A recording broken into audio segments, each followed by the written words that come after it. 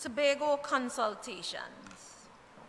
On April 30th, 2021, we did a special consultations for special stakeholders by invitation. And that meant like members of the business fraternity, members of the Tobago House of Assembly. You had Farley and the PDP persons present, you had the PNM members present, all providing their feedback, asking their questions, and so on. And on Saturday, May 1st, we had an open forum for the public. On May 3rd, we had scheduled a virtual consultation, but that didn't happen because only 3 persons were interested, and I think there were persons who had already been a part of the in-person consultation. The committee continued to remain open to receive comments from the Tobago House of Assembly, from the general public, from people who had something to say. But at some point in time, you have to stop consult. And at some point in time, you have to bring the legislation to the parliament to make it law. So the committee met. So after consulting in Tobago on May 1st and April 30th, we gave 1 month to submit your comments. We did not receive from the PDP or their members in that 1 month. So we went back to Parliament on June 1st and on June 4th. Your committee, your Joint Select Committee of government members, independents, and opposition, we met and finalized the report based on considering every submission that was sent to us to then take to the House to be laid and to be debated. So 5 days later, June 9th, the Joint Select Committee reported and laid the documents in the Parliament. On June 28th, so roughly 19 days, the information is there, still open, available. You know what's laid in the Parliament. We did the adoption, the debate for the committee report on the 28th, and on the 29th, it was adopted, and we had a committee of the whole. The debate on the bill started. Yeah? So, ladies and gentlemen, during the final day of the debate, during committee stage, that is when Farley Augustine and Ho Choi Charles decided to write a letter to the Parliament while the Parliament is in session in committee stage with amendments for the House to consider. Not to the Joint Committee, to the Parliament as a whole. Parliament started that day, and I remember asking each other, did they submit anything? Do we have anything new? It was while the committee was in session on the final day. They submitted amendments from Farley and Ho Choi. I saying on Watson too, but I think it was only signed by Farley and Ho Choi. I'll double check that, but I'm sure it came from those opposite. Yeah? So there were no amendments received by the opposition.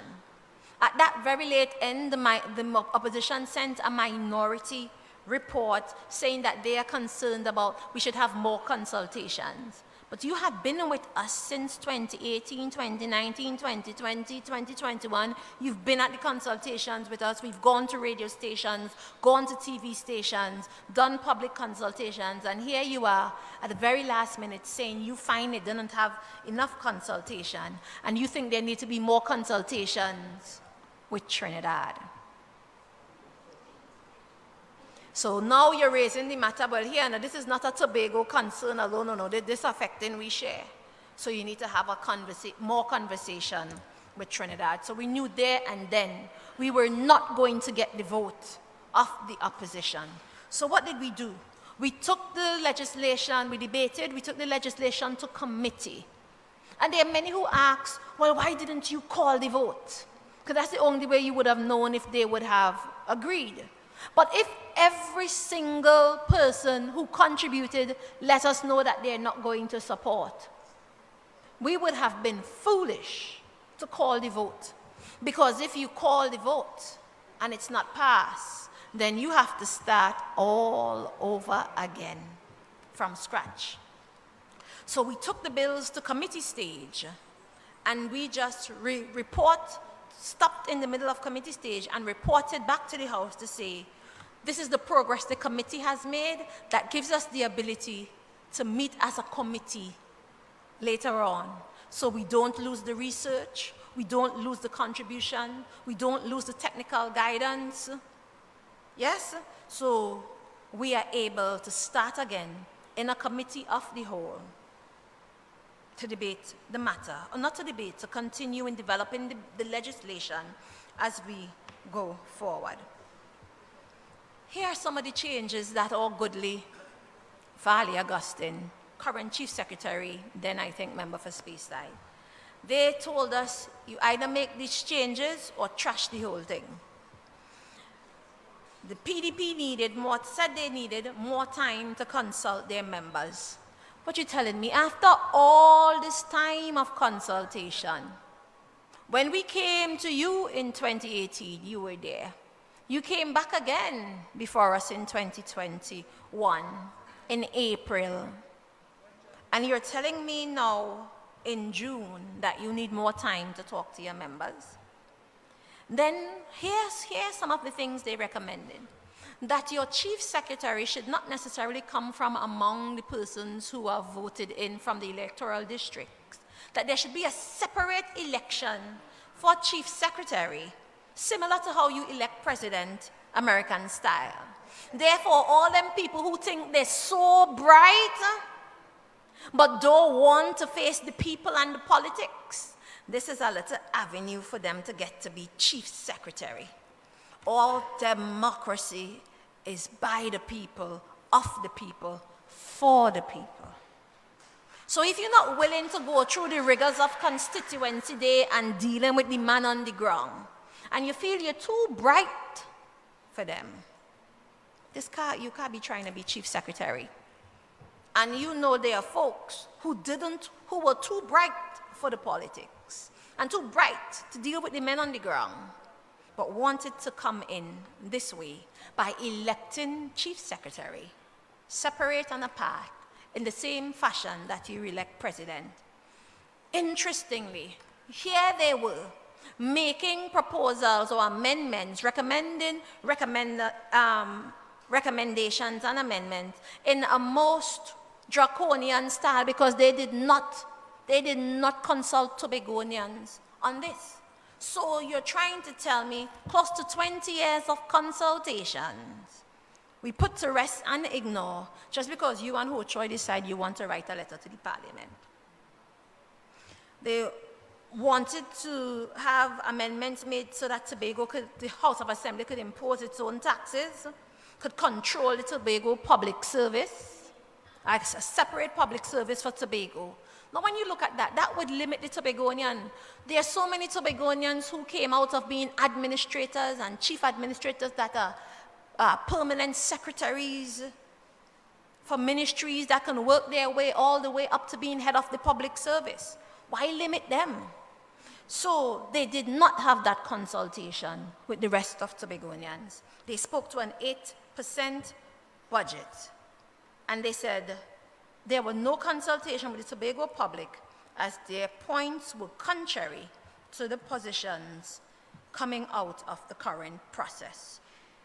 So their recommendations did not make it into the amendments that they sent on the last day of the committee. But ladies and gentlemen, so we've saved the committee's work. We are in the midst of committee, and it's going to come back to the Parliament's agenda very soon. So where do we go from there? We will resume at committee stage very soon. And as I said before, it has to be Tobagonians, all of us, PNMites, TPT, people who don't vote, because at the end of the day, as Ayanna Webster Roy said, this is about your children and your children's children and what development would look like and mean for them. And whether our parents would look at us while we iron in our old age and ask us, what did you do in your time as it relates to changing the game and building a better and brighter future for Tobagonians? as I said, you have all 22 votes in the government, but you're going to need 9 more, convince 9 opposition members. And if all Tobagonians are speaking with the same voice, then how dare those opposite choose to go another way? If Farley is on board, and his team on board, and all Tobagonians are saying this is what is best for Tobago, then we had to go. Yes? But if there is dissent, and persons who are trying to derail the process, who are trying to write letters to every member of the parliament to say, don't support, and leave with nothing, let me tell you something. If I ask my husband for $2,000 US, and he say at this time I could only give you 1,500, you think I go in and say I don't want none? If you know me, and he already know me, I go in with the 1,500. But it ain't done there now, because I'm coming back sometime later. I'm coming back sometime later for the 500. You understand what I'm saying? So it is not about a utopian arrangement. In politics and in democracy, it's about doing what is best right now. It is about what you could get past them right now. And if these persons are willing to go this distance with us, what are we going and say? We ain't want nothing. We do what the 1,500 because we wanted 2,000.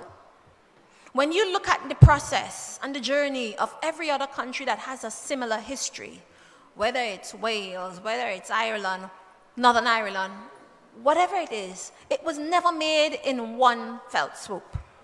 Yeah? It was made incrementally because law is a living, breathing thing, just like development. And as new parts of the economy comes to the fore, and as new issues come to the fore, you go back and you change. That is why there is a parliament, so that you go back and you change and you improve. So I mightn't get by all of them with a full 1,000, with a full 2,000, but I get in 1,500. I'm taking it. Because if I don't take it, then I would lose the research. I would lose every gain made, every step made. Imagine getting parliamentarians and technocrats from all walks of life in Tobago and in Trinidad to come and sit in these joint select committees month after month after month, trying to get to a position that pleases Trinidad and Tobago. And because you didn't get to the far end, you say, well, we ain't want nothing. What are we saying to the Tobagonians who didn't get to see this thing all the way to the end, those who didn't make it? What are we saying to our little children? That we're giving them that work to start all over once again? So we have to be mindful. We have to be mindful. So don't come and tell me you get 4.03% and you wish you did get 5 point something. We had an arrangement that was giving you 6.8 and you in ticket. I'm saying it doesn't end there. After you get to point A and the destination is Z, when you start at point A, after you get to point M, you have to come back again sometime. We have to stay on the same journey as Tobagonians. So it's not that what we get today we have to take to the rest of our life. We don't have to keep that for the rest of our lives. You continue to build. You get some money, you get your foundation done. And then you start doing this, you start adding that. Yes, you're moving the house with the floor just so then you add fancy tiles. We're building on a firm foundation for the youngsters, for the people of Trinidad and Tobago. So at the end of it all, it's not only about winning these 2 seats.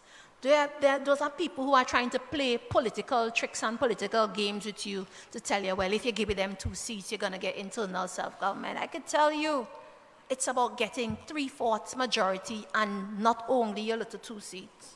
It's about convincing the 41 members of parliament, or at least 31 of them in the lower house and 23 of them in the upper house. It's not only about government votes, it's about independence and opposition. It's not only about Tobago's development and Tobagonians' business. This affects national development and the business of every single Trinbagonian.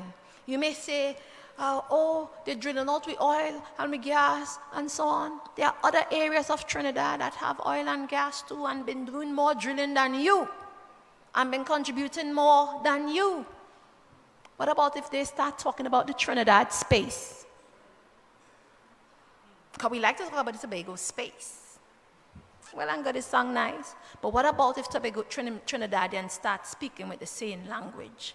Opportunities for Trinidadians alone in the Trinidad space. So, I understand, we have to understand our history, we have to understand our position, and yes, I'm all about internal self-government for Tobago, but it's not a monologue, it's a dialogue, it's a conversation, it's about cooperation, it's about convincing others. It's about winning friends and influencing people so we could develop the Tobago we want to see. So, let's seize the moment. As I said, there is no utopian arrangement. There isn't perfection. Law is a living, breathing thing, just like development. So let's get the best scenario or the best arrangement that we can get now. So ladies and gentlemen, the journey starts again or continues, and we shall not stop and we shall not rest. Let's seize the moment and do our part. Tell a neighbor, tell a friend, tell the children. Speak to your church members, speak to everybody and get everybody on board, because this is our opportunity. If we don't get this passed now, we don't know what kind of government or representatives we'll get next time around. That I'm talking about as it relates to the whole parliament. The people who made up the Joint Select Committee may not still be around in the Joint Select Committee, and you have to start all over again. We have just gone through at least 25 years of this journey. I took you from roughly 2000, 2004, somewhere thereabout, and brought you to here today, 2020. Do we have 20 more years of that to go again? We have to think, and we have to do our best so that our labor is not in vain, and we can deliver something better and brighter for Tobago and Tobagonian children. I thank you.